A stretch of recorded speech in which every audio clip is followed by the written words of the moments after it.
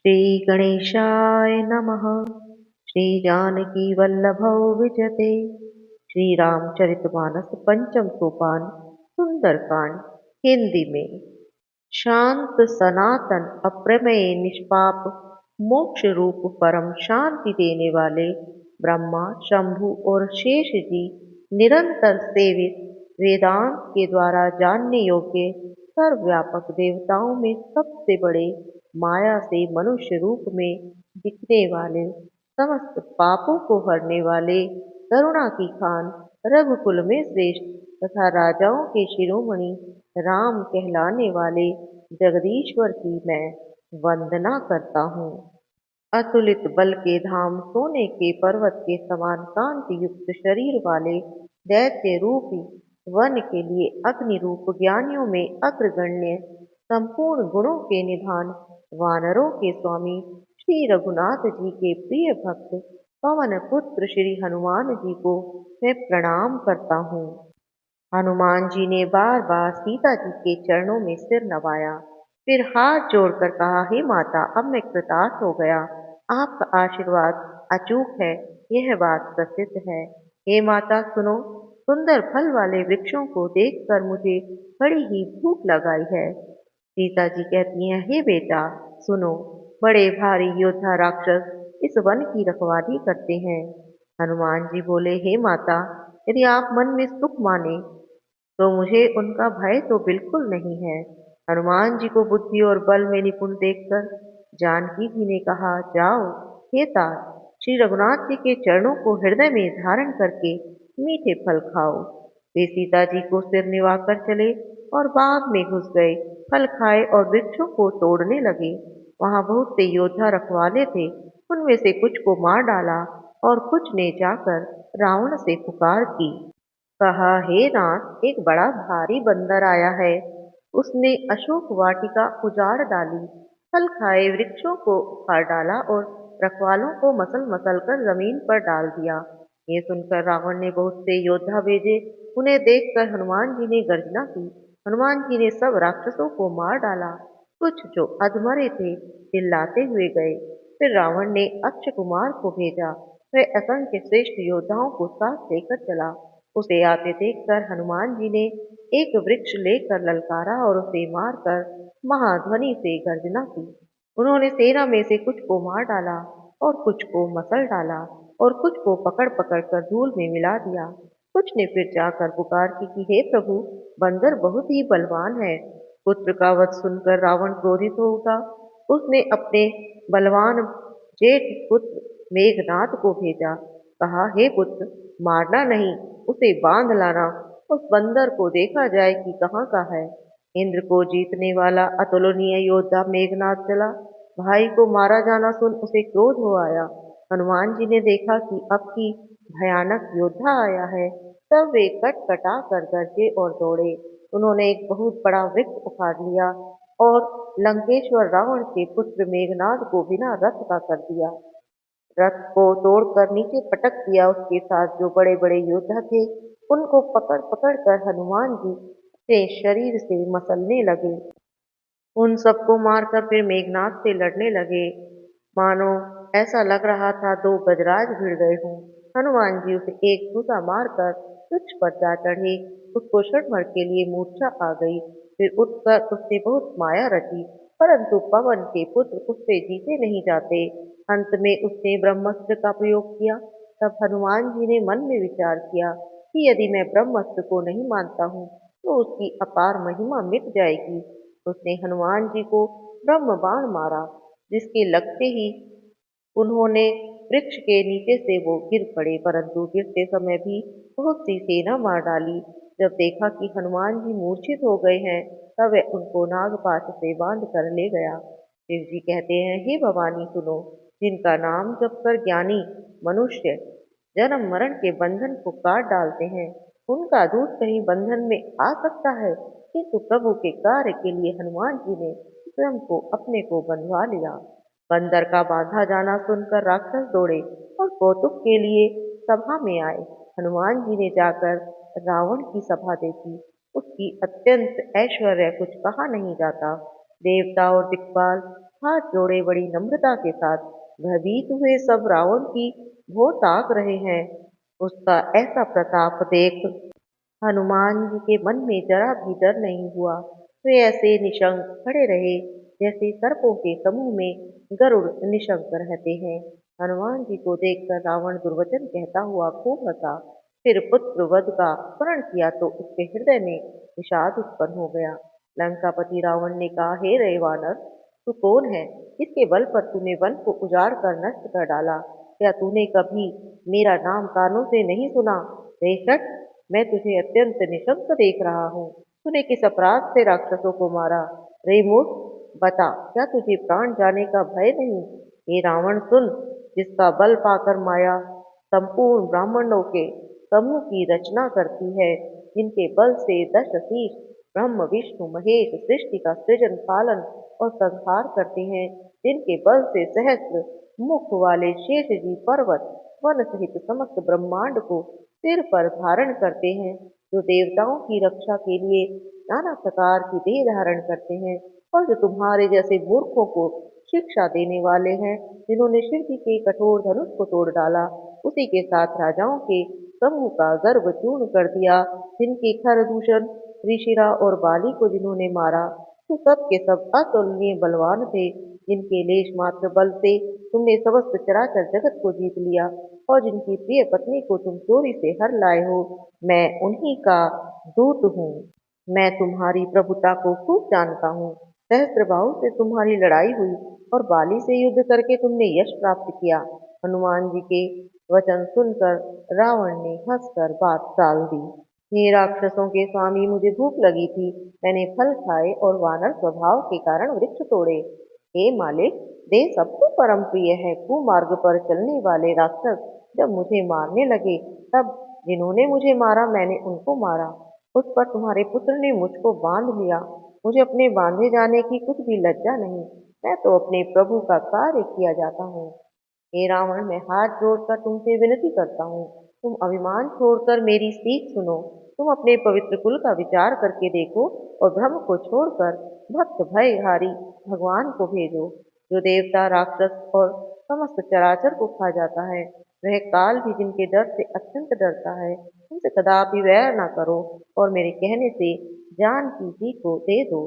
हर के शत्रु श्री रघुनाथ जी शरणागतों के रक्षक और दया के समुद्र हैं। शरण जाने पर प्रभु तुम्हारा अपराध बुलाकर तुम्हें अपनी शरण में रख लेंगे। जय श्री राम, जय श्री राम। तुम श्री राम जी के चरणों को हृदय में धारण करो और लंका का अचल राज्य करो। ऋषि पुलत्स्य जी का यश निर्मल चंद्रमा के समान है। उस चंद्रमा में तुम कलंक ना बनो। राम नाम के बिना वाणी शोभा नहीं पाती। मद मोह को छोड़ विचार कर देखो। ये देवताओं के शत्रु सब गहनों से सजी हुई सुंदर स्त्री भी कपड़ों के बिना शोभा नहीं पाती। राम विमुख पुरुष की संपत्ति और प्रभुता रही वह भी चली जाती है और उसका पाना न पाने के समान है। जिन नदियों के मूल में कोई जल स्रोत नहीं, वे वर्षा बीत जाने पर तुरंत ही सूख जाती हैं। हे रावण सुनो, मैं प्रतिज्ञा करके कहता हूँ कि राम विमुख की रक्षा करने वाला कोई नहीं है। हजारों शंकर विष्णु और ब्रह्मा भी श्री राम जी के साथ द्रोह करने वाले तुमको नहीं बचा सकते। मोह ही जिसका मूल है। ऐसे अज्ञान जनित बहुत पीड़ा देने वाले सम रूप अभिमान का त्याग कर दो और रघुकुल के स्वामी कृपा के समुद्र भगवान श्री रामचंद्र जी का भजन करो। यद्यपि हनुमान जी ने भक्ति ज्ञान वैराग्य और नीति से सनी हुई बहुत ही हित की वाणी कही, तो भी वह महान अभिमानी रावण बहुत हंसकर व्यंग से बोला, हमें यह बंदर बड़ा ज्ञानी गुरु मिला है। रे दुष्ट, तेरी मृत्यु निकट आई है। अधम, मुझे शिक्षा देने चला है। हनुमान जी ने कहा, इससे उल्टा ही होगा। यह तेरा मति भ्रम है। मैंने प्रत्यक्ष जान लिया है। हनुमान जी के वचन सुनकर बहुत ही कुपित हो गए और अरे, इस मूर्ख का प्राण शीघ्र क्यों नहीं हर लेते? सुनते ही राक्षसों ने मारने दौड़े। उसी समय मंत्रियों के साथ विभीषण जी वहां आ पहुंचे। उन्होंने सिर नवाकर बहुत विनय करके रावण से कहा कि दूत को मारना नहीं चाहिए, ये नीति के विरुद्ध है। हे गोसाई, कोई दूसरा दंड दिया जाए। सबने कहा, भाई, यह सलाह उत्तम है। यह सुनते ही रावण हंसकर बोला, अच्छा तो बंदर को अंग भंग करके भेज देना चाहिए। मैं सबको समझा कर कहता हूँ कि बंदर की ममता पूंछ पर होती है, अतः तेल में कपड़ा डुबाकर इसे उसकी पूंछ में बांधकर फिर आग लगा दो। जब बिना पूंछ का यह बंदर अपने स्वामी के पास जाएगा, तब यह मूर्ख अपने मालिक को साथ ले आएगा, जिनकी इसने बहुत बड़ाई की है। मैं उनकी प्रभुता तो देखूं। यह वचन सुनते ही हनुमान जी मन में मुस्कुराए। मैं जान गया सरस्वती जी ऐसा करने में सहायक हुई हैं। रावण के वचन सुनकर मूर्ख राक्षस वहीं पूंछ में आग लगाने की तैयारी करने लगे। पूंछ की लपेट में इतना कपड़ा और घी तेल लगा कि नगर में कपड़ा घी और तेल रह ही नहीं गया। हनुमान जी ने ऐसा खेल किया कि पूंछ बढ़ गई। नगरवासी लोग तमाशा देखने आए। वे हनुमान जी को पैर से ठोकर मारते और उनकी बहुत हंसी करते हैं। ढोल बजाते हैं, सब लोग तालियां पीटते हैं। हनुमान जी को नगर में फिराकर फिर पूंछ में आग लगा दी। अग्नि को जलते हुए देखकर हनुमान जी तुरंत ही बहुत छोटे रूप में हो गए। बंधन से निकलकर वे सोने की अटारियों पर जा चढ़े। उनको देखकर राक्षसों की स्त्रियां भयभीत हो गई।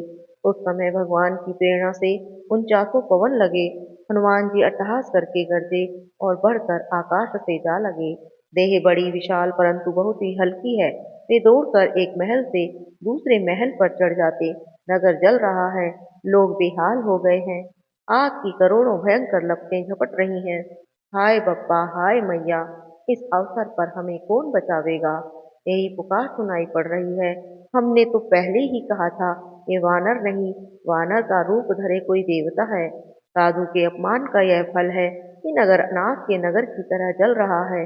हनुमान जी ने एक ही क्षण में सारा नगर जला डाला, एक विभीषण का घर नहीं जलाया। शिव जी कहते हैं, हे पार्वती, जिन्होंने अग्नि को बनाया, हनुमान जी उन्हीं के दूत हैं, इसी कारण वे अग्नि से नहीं जले। हनुमान जी ने उलट पुलट कर एक ओर से दूसरी ओर तक सारी लंका जला दी। फिर वे समुद्र में कूद पड़े।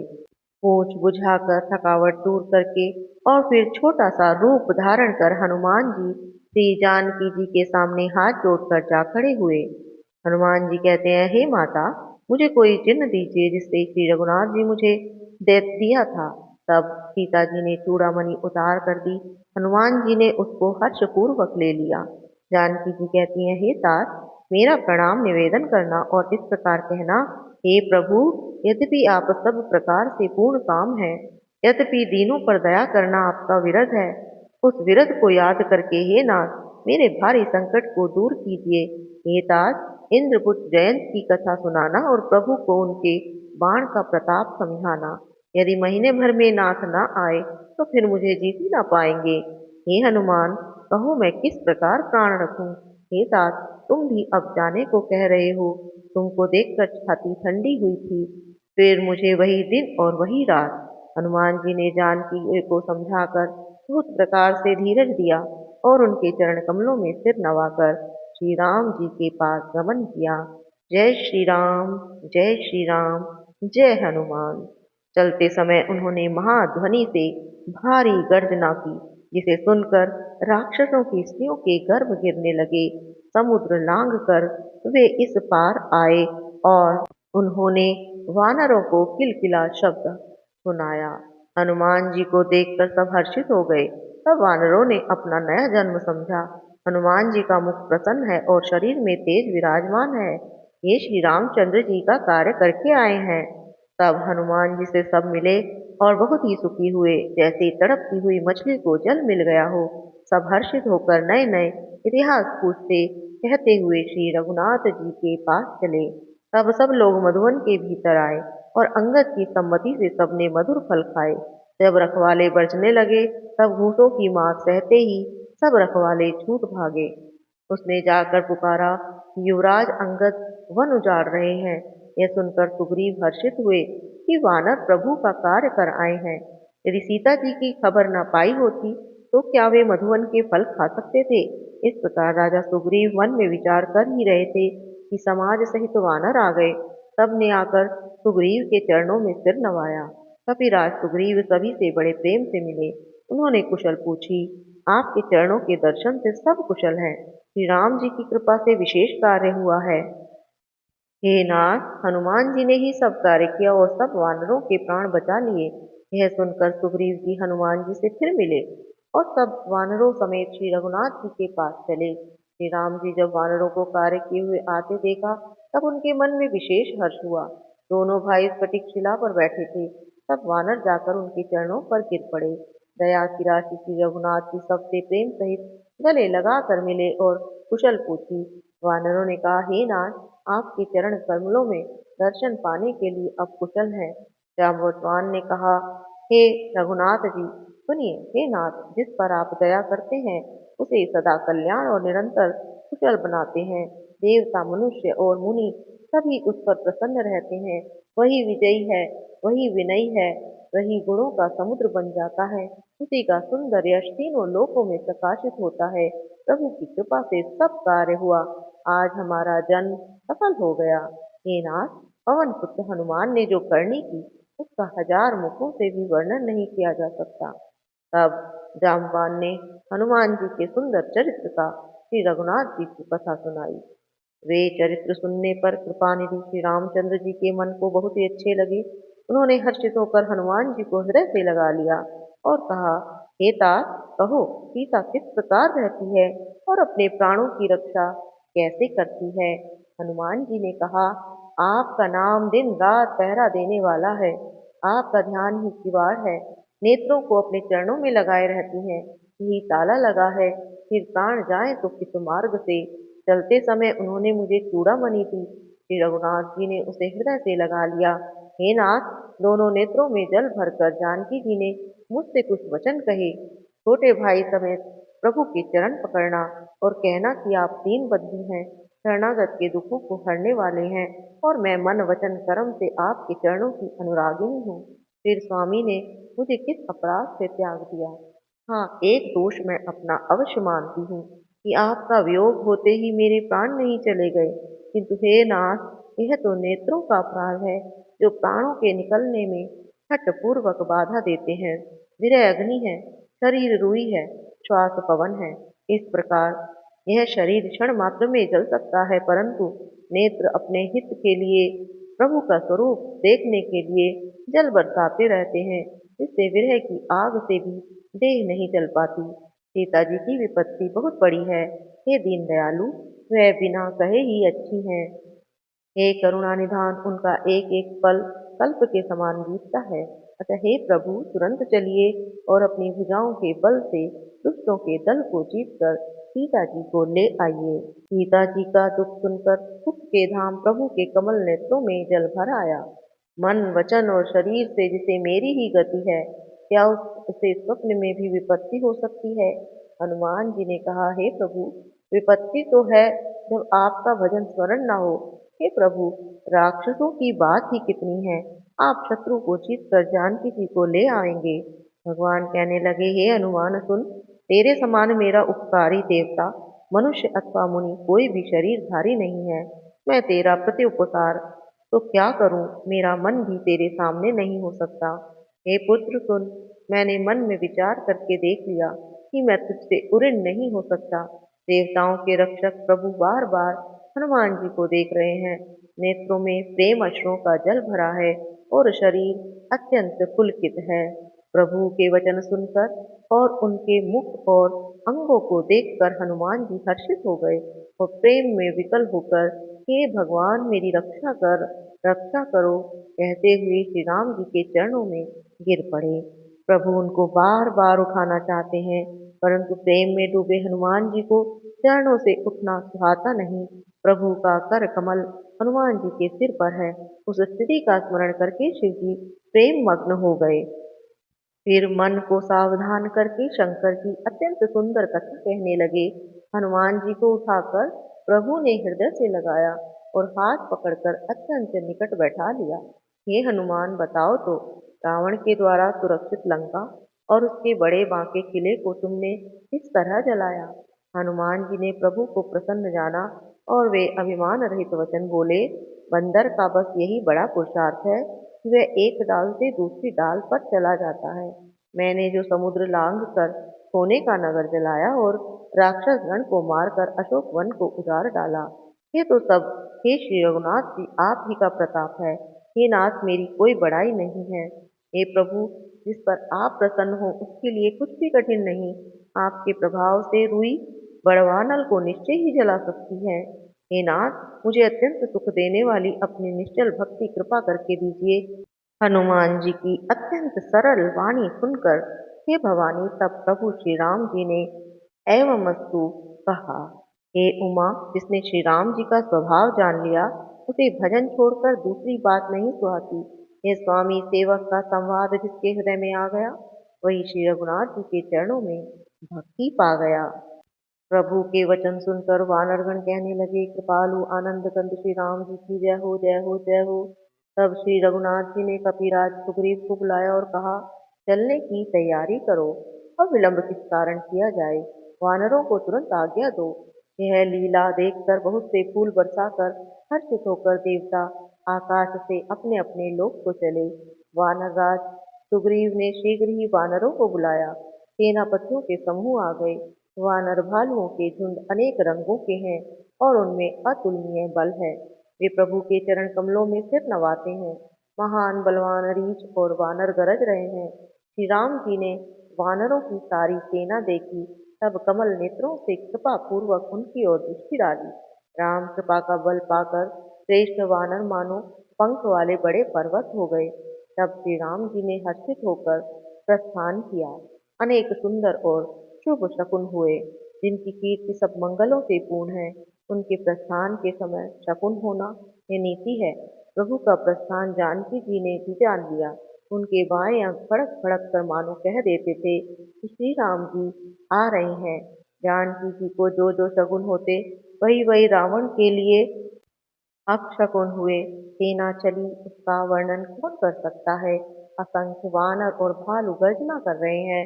नख ही जिनके शस्त्र हैं, वे इच्छा अनुसार चलने वाले रीछ वानर पर्वतों और वृक्षों को धारण किए कोई आकाश मार्ग से कोई पृथ्वी पर चले जा रहे हैं। वे सिंह के समान गर्जना कर रहे हैं। उनसे दिशाओं के हाथी विचलित होकर चिंगाड़ रहे हैं। दिशाओं के हाथी चिंगाड़ने लगे, पृथ्वी डोलने लगी, पर्वत चंचल हो गए, कांपने लगे, समुद्र खलबला उठा। गंधर्व देवता मुनि किन्नर सब के सब मन में हर्षित हुए कि अब हमारे दुख टल गए। अनेकों करोड़ भयानक वानर योद्धा कटकटा रहे हैं और करोड़ों ही दौड़ रहे हैं। प्रबल प्रताप कौशलनाथ श्री रामचंद्र जी की जय हो, ऐसा पुकारते हुए वे उनके गण समूहों को गा रहे हैं। उदार सर्पराज शेष की सेना का बोझ नहीं सह सकते। वे बार बार मोहित हो जाते हैं और पुनः पुनः कच्छप की कठोर पीठ को दांतों से पकड़ते हैं। ऐसा करते हुए वे कैसे शोभा दे रहे हैं, मानो श्री रामचंद्र जी की सुंदर प्रस्थान यात्रा को परम सुहावनी जानकर उसकी अचल पवित्र कथा को सर्पराज शेष की कच्छप की पीठ पर लिख रहे हों। इस प्रकार कृपा निधान श्री राम जी समुद्र तट पर जा उतरे। अनेकों रीछ वानर वीर जहाँ तहाँ फल खाने लगे। वहां लंका में जब से हनुमान जी लंका को जला कर गए, तब से राक्षस भयभीत रहने लगे। अपने अपने घरों में विचार करते हैं कि अब राक्षस कुल की रक्षा करने का कोई उपाय नहीं। जिसके दूत का बल का वर्णन नहीं किया जा सकता, उसके स्वयं नगर में आने पर कौन भलाई है। दूतियों से नगर निवासियों के वचन सुनकर मंदोदरी बहुत ही व्याकुल हो गई। वह एकांत में हाथ जोड़कर पति रावण के चरणों में लगी और नीति रस में पगी हुई वाणी बोली, हे प्रियतम, श्री हरि से विरोध छोड़ दीजिए। मेरे कहने को अत्यंत ही हितकर जानकर हृदय में धारण कीजिए। जिसके दूध की करनी का विचार करते ही राक्षसों की स्त्रियों के गर्भ गिर जाते हैं।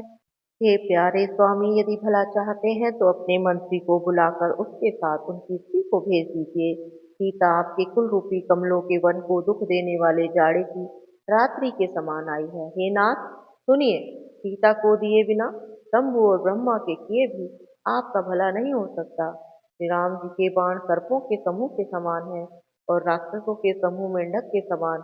जब तक वे इन्हें ग्रस नहीं लेते, तब तक हट छोड़कर उपाय कर लीजिए। मूर्ख और जगत प्रसिद्ध अभिमानी रावण कानों में उसकी बात सुनकर खूब हंसा और बोला, स्त्रियों का स्वभाव सचमुच ही बहुत डरपोक होता है।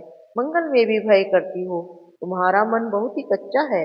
यदि वानरों की सेना आएगी तो बेचारे राक्षस उसे खाकर अपना जीवन निर्वाह करेंगे। लोकपाल भी जिसके डर से कांपते हैं, उसकी स्त्री डरती हो, यह बहुत बड़ी हंसी की बात है। रावण ने मंदोदरी की ऐसी बातें सुनकर हृदय से लगा लिया और ममता बढ़ाकर सभा से चला गया। मंदोदरी हृदय में चिंता करने लगी कि पति पर विधाता प्रतिकूल हो गए हैं। जो ही वह सभा में जाकर बैठा, उसे ऐसी खबर आई, शत्रु की सारी सेना समुद्र के उस पार आ गई है। उसने मंत्रियों से पूछा कि उचित सलाह कीजिए।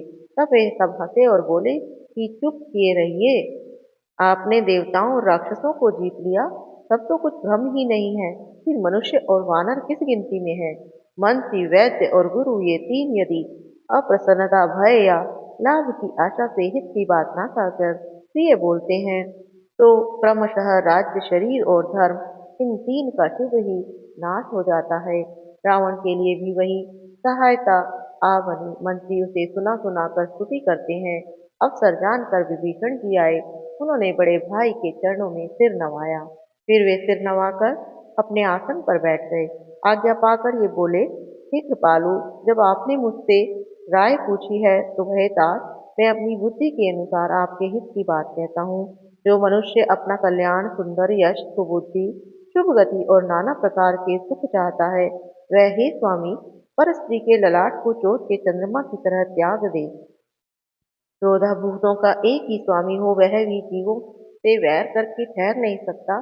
जो मनुष्य गुणों का समुद्र और चतुर हो, उसे चाहे थोड़ा भी लोभ क्यों न हो, तो भी कोई भला नहीं कहता। हे नाथ, काम, क्रोध, मद, लोभ, ये सब नरक के रास्ते हैं। इन सब को छोड़कर श्री रामचंद्र जी को भजिए, जिन्हें संत भजते हैं। हे तात, राम मनुष्यों के राजा ही नहीं, वे समस्त लोकों के स्वामी हैं और काल के भी काल हैं। वे भगवान हैं, निरामय हैं, अजन्मे हैं, व्यापक हैं, अजय हैं, अनादि हैं और अनंत ब्रह्म हैं। उनकी कृपा से समुद्र भगवान ने पृथ्वी, ब्राह्मण, गो और देवताओं का हित करने के लिए ही मनुष्य शरीर धारण किया है। हे भाई सुनिए, वे सेवकों को आनंद देने वाले, दुष्टों के समूह का नाश करने वाले और वेद तथा धर्म की रक्षा करने वाले हैं। पैर त्याग कर उन्हें मस्तक नवाइए। वे रघुनाथ जी की शरणागत का दुख नाश करने वाले हैं। हे नाथ, उन प्रभु को जानकी भी दे दीजिए और बिना ही कारण स्नेह करने वाले श्री राम जी को भजिए। जिसे संपूर्ण जगत से द्रोह करने का पाप लगा है, शरण जाने पर प्रभु उसका भी त्याग नहीं करते। जिनका नाम तीनों तापों का नाश करने वाला है, वे ही प्रभु मनुष्य रूप में प्रकट हुए हैं। हे रावण, हृदय में समझ लीजिए।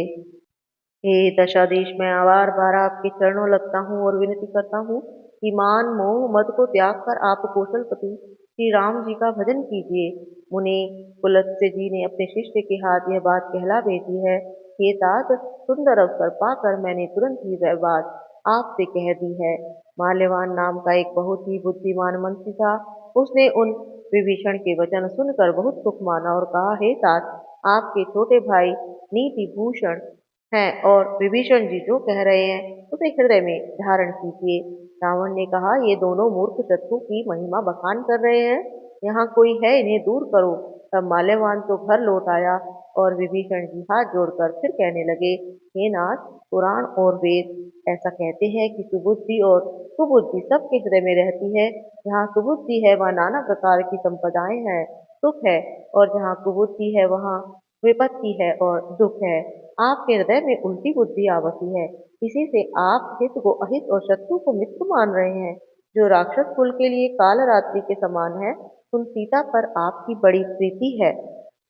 हे तात, मैं चरण पकड़कर आपसे भीख मांगता हूँ कि आप मेरा दुलार रखिए। श्री राम जी को सीता दे दीजिए, इसमें आपका अहित नहीं होगा। विभीषण ने पंडितों, पुराणों और वेदों द्वारा सम्मत वाणी से नीति बखान कर कहा, परंतु उसे सुनते ही रावण क्रोधित होकर उठा और बोला कि रे दुष्ट, अब मृत्यु तेरे निकट आई है।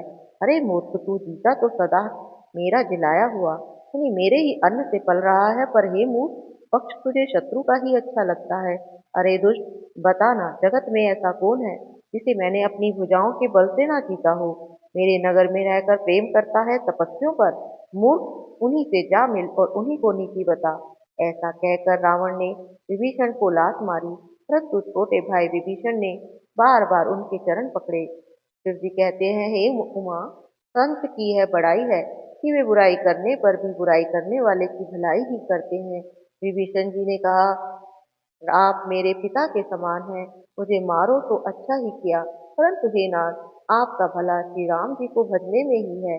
इतना कहकर विभीषण अपने मंत्रियों को साथ लेकर आकाश मार्ग में गए और सबको सुनाकर ऐसा कहने लगे, श्री राम जी सत्य संकल्प एवं सर्व समर्थ प्रभु हैं। हे रावण, तुम्हारी सभा काल के वश है, अतः मैं अब श्री रघुवीर की शरण में जाता हूँ, मुझे दोष न देना।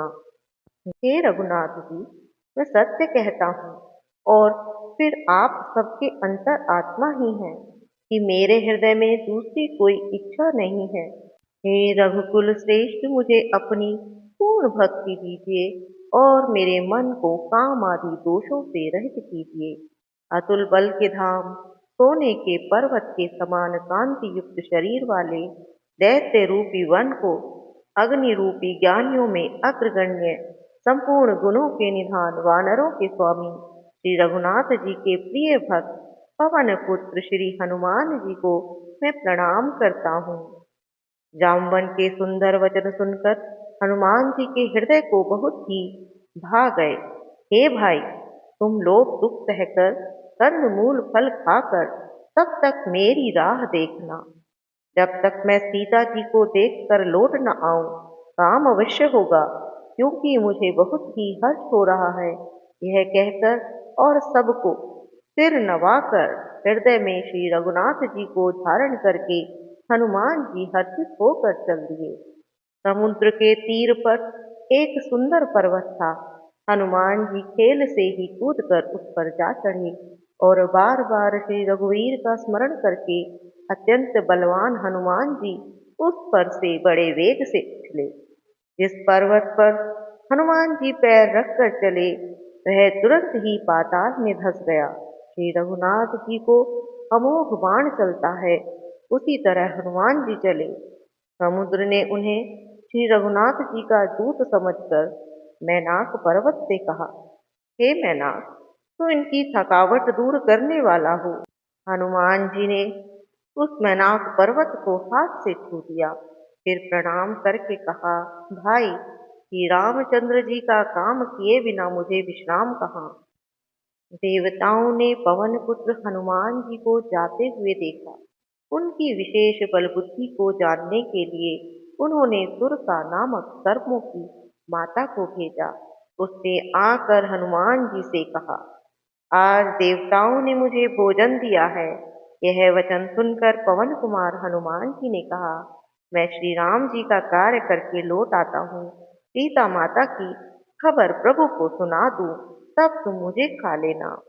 तब मैं आकर तुम्हारे मुंह में घुस जाऊंगा। हे माता, मैं सत्य कहता हूँ, अभी मुझे जाने दो। जब किसी भी उपाय से सुरसा ने उन्हें जाने नहीं दिया, तब हनुमान जी ने कहा, तो फिर मुझे खा न लो।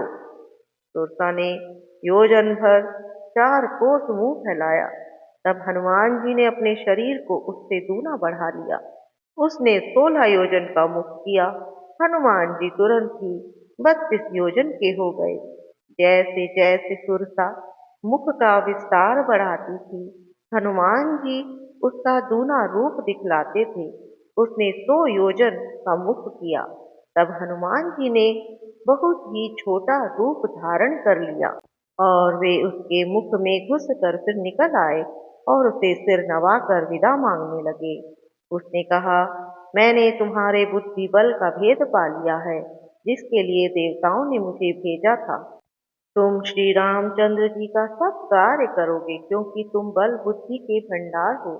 यह आशीर्वाद देकर सुरसा वहां से चली गई।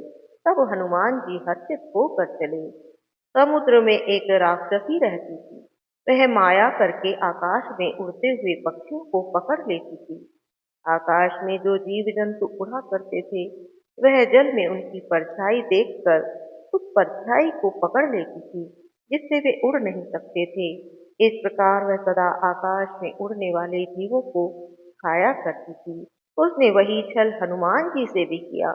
हनुमान जी ने तुरंत ही उसका कपट पहचान लिया। पवन पुत्र धीर बुद्धिवीर श्री हनुमान जी उसको मारकर समुद्र के पार गए। वहां जाकर उन्होंने वन की शोभा देखी। पुष्प रस के रोग से घोड़े गुंजार कर रहे थे। अनेकों प्रकार के वृक्ष फल फूल से सुशोभित हैं। पक्षी और पशुओं के समूह को देखकर तो वे बहुत प्रसन्न हुए। सामने एक विशाल पर्वत देखकर हनुमान जी भय त्याग कर उस पर दौड़ कर जा चढ़े। शिव जी कहते हैं, हे उमा, इसमें वानर हनुमान की कुछ बड़ाई नहीं। यह प्रभु का प्रताप है जो काल को भी खा जाता है। पर्वत पर चढ़कर उन्होंने लंका देखी। बहुत ही बड़ा किला, कुछ कहा नहीं जाता। वह अत्यंत ऊंचा है और उसके चारों ओर समुद्र है। सोने के परकोटे का परम प्रकाश हो रहा है। विचित्र मणियों से जड़ा हुआ सोने का परकोटा है। उसके अंदर बहुत से सुंदर सुंदर घर हैं। चौराहे, बाजार, सुंदर मार्ग और गलियां हैं। सुंदर नगर बहुत प्रकार से सजा हुआ है। हाथी, घोड़े, खच्चरों के समूह तथा पैदल और रथों के समूह को कौन गिन सकता है। अनेक रूपों के राक्षसों के दल है। उनकी अत्यंत बलवती सेना वर्णन करते नहीं बनती। वन, बाग, उपवन, फुलवाड़ी, तालाब, कुएं और बावलियों से सुशोभित है। मनुष्य, नाग, देवताओं और गंधर्वों की कन्याएं अपने सौंदर्य से मुनियों के भी मनों को मोह लेती हैं। कहीं पर्वत के समान विशाल शरीर वाले बड़े ही बलवान नजर आ रहे हैं। वे अनेकों अखाड़ों में बहुत प्रकार से भिड़ते और एक दूसरे को ललकारते हैं। भयंकर शरीर वाले करोड़ों योद्धा यत्न करके नगर के चारों दिशाओं में रखवाली करते हैं। कहीं दुष्ट राक्षस भैंसों, मनुष्य, गायों, गधों और बकरों को खा रहे हैं। तुलसीदास जी ने इनकी कथा इसलिए कुछ कही कि ये निश्चय ही श्री रामचंद्र जी के बाण रूपी तीर्थ में शरीरों को त्याग कर परम गति पाएंगे। जय श्री राम, जय श्री राम। नगर के बहुसंख्यक रखवालों को देखकर हनुमान जी के मन में विचार किया कि अत्यंत छोटा रूप धरो, रात के समय नगर में प्रवेश करो। हनुमान जी मच्छर के समान रूप धारण कर नर रूप से लीला करने वाले भगवान श्री रामचंद्र जी का स्मरण करके लंका को चले। लंकनी नाम की एक राक्षसी लंका में रहती थी। वह बोली, मेरा निरादर करके कहाँ चला जा रहा है? हे मूर्ख, तूने मेरा भेद नहीं जाना। जहां तक जितने चोर हैं वे सब मेरे आहार हैं। महाकवि हनुमान जी ने उसे एक घूंसा मारा, जिससे वह खून की उल्टी करती हुई पृथ्वी पर लुढ़क पड़ी। वह लंकिनी फिर अपने को संभाल कर उठी और डर के मारे हाथ जोड़कर विनती करने लगी, रावण को जब ब्रह्मा जी ने वर दिया था, तब चलते समय उन्होंने मुझे राक्षसों के विनाश की यह पहचान बता दी थी कि जब तू बंदर के मारने से व्याकुल हो जाए, तब तू राक्षसों का संहार समझ लेना। हे तात, मेरे बड़े पुण्य हैं जो मैं श्री रामचंद्र जी के दूत अर्थात आपको नेत्रों से देख पाई। हे तात, स्वर्ग और मोक्ष के सब सुखों को तराजू के एक पलड़े में रखा जाए, तो भी वे सब मिलकर उस सुख के बराबर नहीं हो सकते जो क्षण मात्र के सत्संग से होता है। अयोध्यापुरी के राजा श्री रघुनाथ जी को हृदय में रखे हुए नगर में प्रवेश करके सब काम सीखे। उसके लिए विष अमृत हो जाता है। शत्रु मित्रता करने लगते हैं। समुद्र गाय के खुर के बराबर हो जाता है और अग्नि में शीतलता आ जाती है। और हे गरुण जी, सुमेरु पर्वत उसके लिए रज के समान हो जाता है, जिसे रामचंद्र जी ने एक बार कृपा करके देख लिया।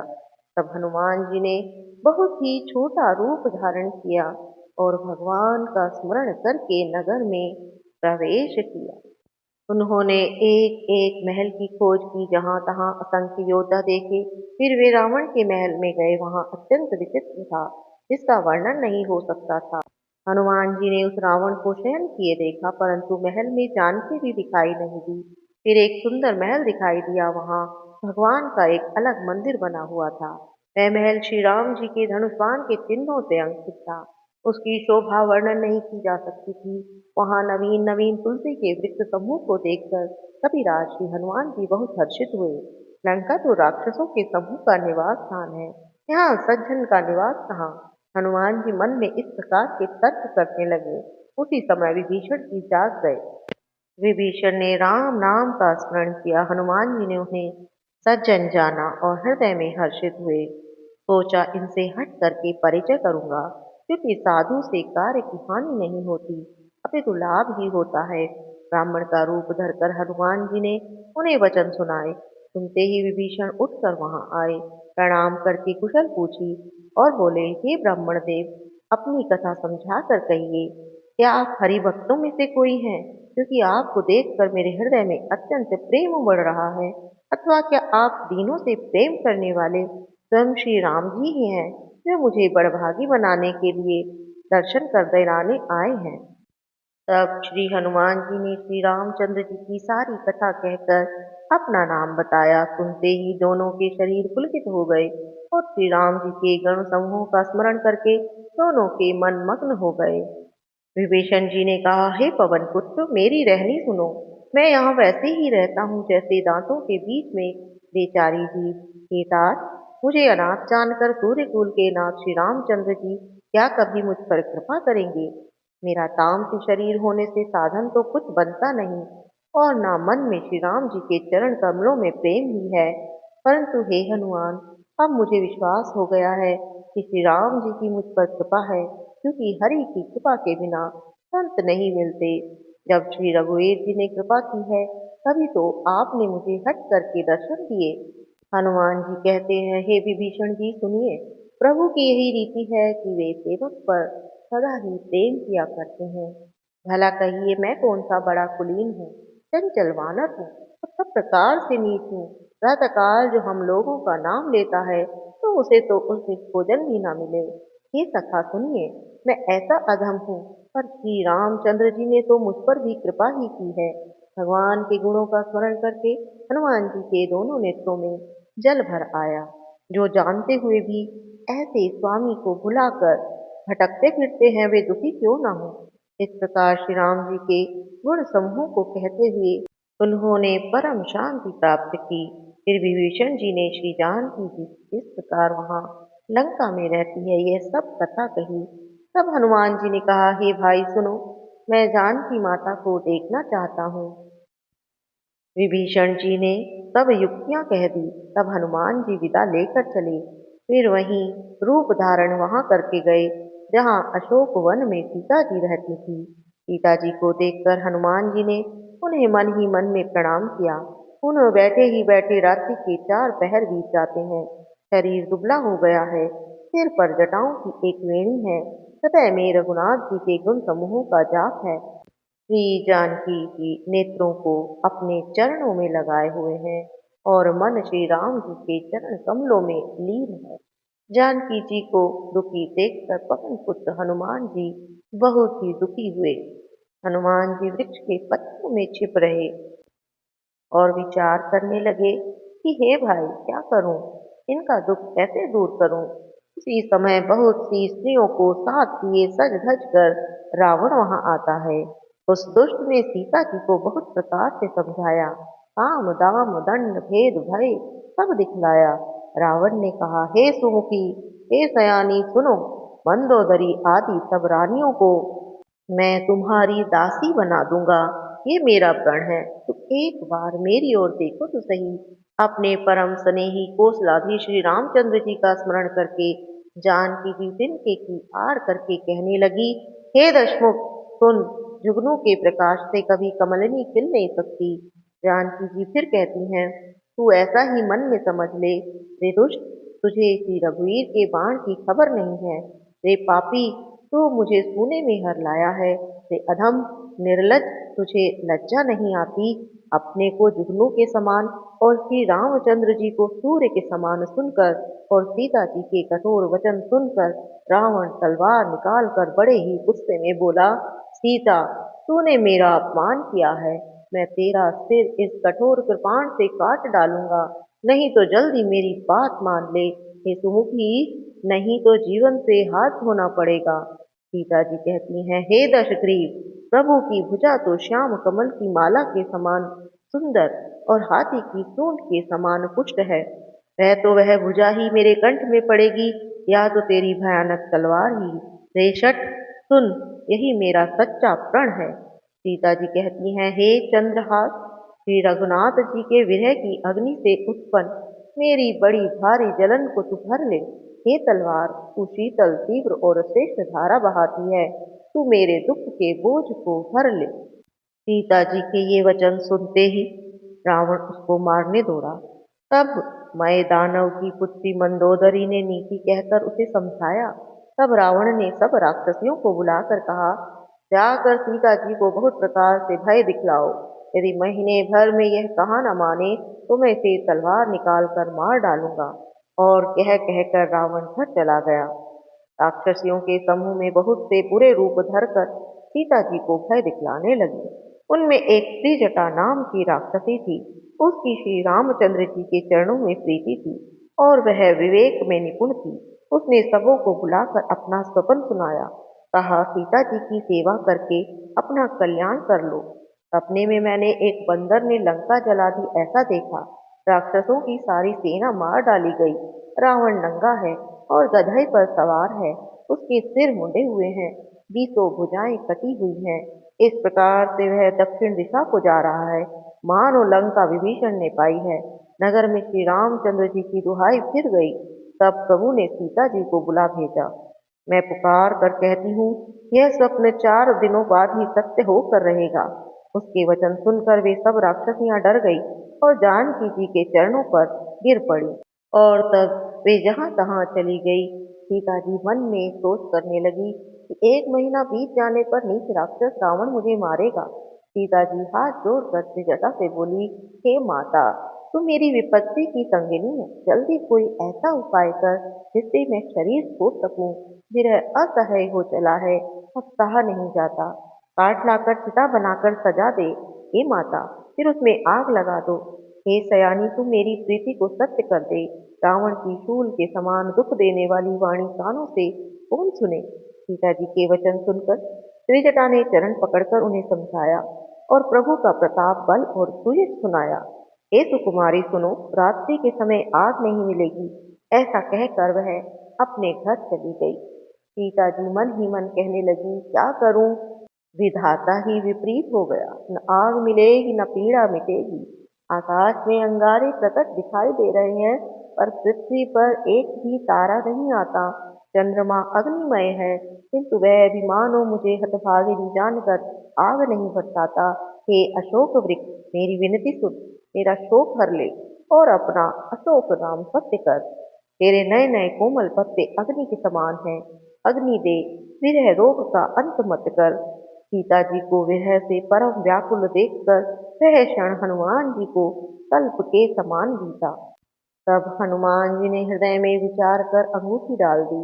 मानो अशोक ने अंगारा दे दिया और सीता जी ने हर्षित होकर उठाकर उसे अपने हाथ में ले लिया। तब उन्होंने राम नाम से अंकित अत्यंत सुंदर और मनोहर अंगूठी देखी। अंगूठी को पहचान कर सीता जी आश्चर्यचकित होकर देखने लगी और हर्ष तथा विषाद से हृदय में उपला उठी। सोचने लगी, श्री रघुनाथ जी तो सर्वथा अजय है, उन्हें कौन जीत सकता है और माया से ऐसी अंगूठी बनाई नहीं जा सकती। सीता जी मन में अनेक प्रकार के विचार कर रही थी। इसी समय हनुमान जी मधुर वचन में बोले, कि रामचंद्र जी के गुणों का वर्णन करने लगे, जिनके सुनते ही सीता जी का दुख भाग गया। वे कान और मन लगाकर सुनने लगी। हनुमान जी ने आदि से लेकर सारी कथा कह सुनाई। सीता जी बोली, जिसने कानों के लिए अमृत रूप यह सुंदर कथा कही, वह हे भाई प्रकट क्यों नहीं होता। तब हनुमान जी पास चले गए। उन्हें देखकर सीता जी मुख फेर कर बैठ गई। उनके मन में आश्चर्य हुआ। हनुमान जी ने कहा, हे माता जानकी, मैं श्री राम जी का दूत हूँ, करुणा निधान की सच्ची शपथ करता हूँ। हे माता, ये अंगूठी मैं ही लाया हूँ। श्री राम जी ने मुझे आपके लिए निशानी दी है। सीता जी ने पूछा, नर और वानर का संग कहो कैसे हुआ। तब हनुमान जी ने जैसे संग हुआ वो सब कथा कही। हनुमान जी के प्रेम युक्त वचन सुनकर सीता जी के मन में विश्वास उत्पन्न हो गया। उन्होंने जान लिया कि यह मन वचन और क्रम से कृपा सागर श्री रघुनाथ जी का दास है। भगवान का सेवक जानकर अत्यंत गाढ़ी प्रीति हो गई। नेत्रों में जल भर आया और शरीर अत्यंत पुलकित हो गया। सीता जी कहे, हे तात हनुमान, विरह सागर में डूबती हुई मुझको तुम जहाज हुए। मैं बलिहारी जाती हूँ। अब छोटे भाई लक्ष्मण जी सहित घर के शत्रु सुखराम प्रभु का कुशल मंगल कहो। श्री रघुनाथ जी तो कोमल हृदय और कृपालु हैं। फिर हे हनुमान, उन्होंने किस कारण यह निष्ठुरता धारण कर ली है? सेवक को सुख देना तो उनकी स्वाभाविक बाण है। वे श्री रघुनाथ जी क्या कभी मेरे याद भी करते हैं?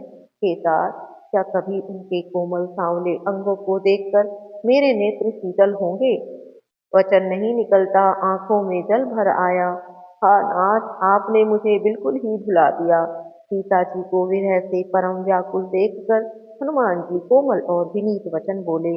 हे माता, सुंदर कृपा के धाम प्रभु भाई लक्ष्मण जी के सहित कुशल से हैं, परंतु आपके दुख से दुखी हैं। हे माता, मन में ग्लानि न मानिए। श्री रामचंद्र जी के हृदय में आपसे दूना प्रेम है। हे माता, अब धीरज धरकर श्री रघुनाथ जी का संदेश सुनिए। ऐसा कहकर हनुमान जी प्रेम से गदगद हो गए। उनके नेत्रों में जल भर आया। हनुमान जी बोले, श्री रामचंद्र जी ने कहा है कि हे सीते, तुम्हारे वियोग में मेरे लिए सभी पदार्थ प्रतिकूल हो गए हैं। वृक्षों के नए नए कोमल पत्ते मानो अग्नि के समान हैं, रात्रि काल रात्रि के समान है, और चंद्रमा सूर्य के समान है, और कमलों के वन भालों के वन के समान हो गए हैं। मेघ वाणों के समान खौलता हुआ तेल बरसाते हैं। जो हित करने वाले थे अब पीड़ा देने लगे हैं। त्रिविध शीतल मंद सुगंध वायु सांप के श्वास के समान जहरीली और गर्म हो गई है। मन का दुख कह डालने से कुछ घट जाता है, पर कहूँ किससे? यह दुख कोई जानता नहीं। हे प्रिय, मेरे और तेरे प्रेम का तत्व एक मेरा मन ही जानता है, और वह मन सदा तेरे ही पास रहता है। बस मेरे प्रेम का सार इतने में ही समझ ले। प्रभु का संदेश सुनते ही जानकी जी प्रेम में मग्न हो गई। उन्हें शरीर की सुध न रही। हनुमान जी ने कहा, हे माता, हृदय में धैर्य धारण करो। सेवकों को सुख देने वाले श्री राम जी का स्मरण करो।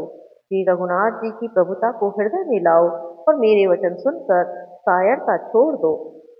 राक्षसों के समूह पतंग के समान और श्री रघुनाथ जी के बाण अग्नि के समान है। हे माता, हृदय में धैर्य धारण करो और राक्षसों को जला ही समझो। श्री रामचंद्र जी ने यदि खबर पाई होती तो विलंब न करते। हे जानकी जी, राम बाण रूपी सूर्य के उदय होने पर राक्षसों की सेना रूपी अंधकार कहाँ रह सकता है? हे माता, मैं अभी आपको यहाँ से लिवा ले जाऊं, पर श्री रामचंद्र जी की शपथ है, मुझे प्रभु की आज्ञा नहीं। हे माता, कुछ दिन और धीर धैर्य रखो। श्री रामचंद्र जी वानर सहित यहाँ आएंगे और राक्षसों को मारकर आपको ले जाएंगे। नारद आदि ऋषि मुनि तीनों लोकों में उनका यश गाएंगे। सीता जी कहती हैं, हे पुत्र, सब वानर तुम्हारे ही समान नन्हे नन्हे से हैं। राक्षस तो बड़े बलवान योद्धा हैं, अतः मेरे हृदय में बड़ा भारी संदेह होता है। यह सुनकर हनुमान जी ने अपना शरीर प्रकट किया। सोने के पर्वत के आकार का अत्यंत विशाल शरीर था, जो युद्ध में शत्रुओं के हृदय में भय उत्पन्न करने वाला अत्यंत बलवान और वीर था। तब उसे देखकर सीता जी के मन में विश्वास हुआ और हनुमान जी फिर छोटा रूप धारण कर लिए। हे माता सुनो, वानरों में बहुत बल बुद्धि नहीं होती, परंतु प्रभु के प्रताप से बहुत छोटा सर्प भी गरुड़ को खा सकता है। भक्ति प्रताप तेज और बल से सनी हुई हनुमान जी की वाणी सुनकर सीता जी के मन में संतोष हुआ। उन्होंने श्री राम जी के प्रिय जानकर हनुमान जी को आशीर्वाद दिया। हे तात, तुम बल और शील के निधान हो। हे पुत्र, तुम अजर अमर और गुणों के खजाने हो। श्री रघुनाथ जी तुम पर बहुत कृपा करें। प्रभु कृपा करें, ऐसा कानों से सुनते ही हनुमान जी पूर्ण प्रेम में मग्न हो गए। हनुमान जी ने बार बार सीता जी के चरणों में सिर नवाया, फिर हाथ जोड़कर कहा, हे माता, अब मैं कृतार्थ हो गया। आपका आशीर्वाद अमोघ है, यह बात प्रसिद्ध है। हे माता सुनो, सुंदर फल वाले वृक्षों को देखकर मुझे बड़ी ही भूख लगाई है। सीता जी ने कहा, हे बेटा सुनो, बड़े भारी योद्धा राक्षस इस वन की रखवाली करते हैं। हनुमान जी कहते हैं, हे माता, यदि आप मन में सुख माने तो मुझे उनका भय तो बिल्कुल नहीं है। हनुमान जी को बुद्धि और बल में निपुण देखकर जानकी जी ने कहा, जाओ हे तात, श्री रघुनाथ जी के चरणों को हृदय में धारण करके मीठे फल खाओ। ज्ञानविक टीवी में आप सुन रहे थे सुंदर कांड हिंदी में। इसका आगे का भाग सुनने के लिए लिंक पर क्लिक करें। जय श्री राम, जय हनुमान।